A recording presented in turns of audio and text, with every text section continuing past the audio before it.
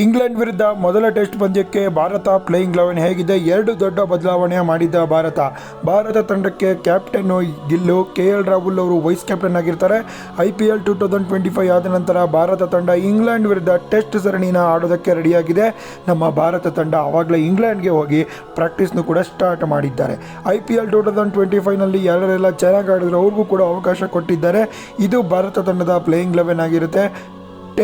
ಮೊದಲ ಟೆಸ್ಟ್ ಪಂದ್ಯಕ್ಕೆ ಇಂಗ್ಲೆಂಡ್ ವಿರುದ್ಧ ಓಪನಿಂಗ್ ಯಶಸ್ವಿ ಜೈಸ್ವಾಲ್ ಹಾಗೂ KL ರಾಹುಲ್ಗೆ ಇದು ಬೆಂಕಿ ಅವಕಾಶ ಅಂತಲೇ ಹೇಳ್ಬೋದು. ನಂಬರ್ 3 ನಮ್ಮ ಕನ್ನಡಿಗ ಕರುಣ್ ನಾಯರ್ ಅವರು ಬರ್ತಾರೆ. ನಂಬರ್ 4 ಶುಭ್ಮನ್ ಗಿಲ್ ಅವರು ಇರ್ತಾರೆ. ನಂಬರ್ 5 ಪಂತ್ ಆದರೆ ನಂಬರ್ 6 ರವೀಂದ್ರ ಜಡೇಜಾ ಆಡ್ತಾರೆ.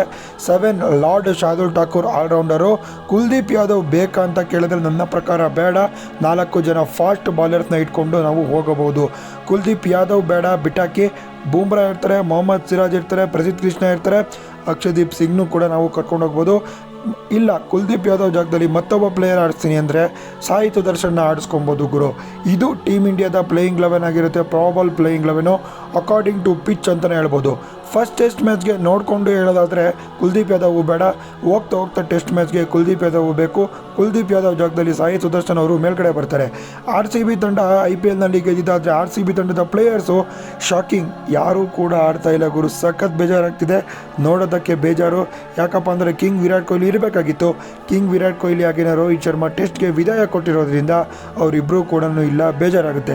ಈ ವಿಡಿಯೋನ ಎಲ್ಲರಿಗೂ ಕೂಡ ಶೇರ್ ಮಾಡಿ ಹೇಳಿ. ಇದು ಭಾರತ ತಂಡದ playing 11 for England first test ಮ್ಯಾಚ್ಗೆ. ಇಂಗ್ಲೆಂಡು ಕೂಡ ಮಸ್ತ್ ತಯಾರಿನ ಮಾಡ್ಕೋತಾ ಇದ್ದಾರೆ. ಇಂಗ್ಲೆಂಡು ಇಂಡಿಯಾ ಕಂಪ್ಯಾರಿಸನ್ ನೋಡೋದಾದರೆ ಇಂಡಿಯಾ ಬೌಲಿಂಗು ಇಂಗ್ಲೆಂಡ್ಗಿಂತ ಚೆನ್ನಾಗಿದೆ. ಬೂಮ್ರಾ 5 ಮ್ಯಾಚ್ ಆಡೋದಿಲ್ಲ, ಅವ್ರಿಗೆ ರೆಸ್ಟ್ ಬೇಕು. ಇಂಗ್ಲೆಂಡ್ ಬ್ಯಾಟಿಂಗ್ ಚೆನ್ನಾಗಿದೆ, ಇಂಡಿಯಾ ಬೌಲಿಂಗ್ ಚೆನ್ನಾಗಿದೆ. ಎರಡು ಸಖತ್ ಗುರು, ಬೆಂಕಿ.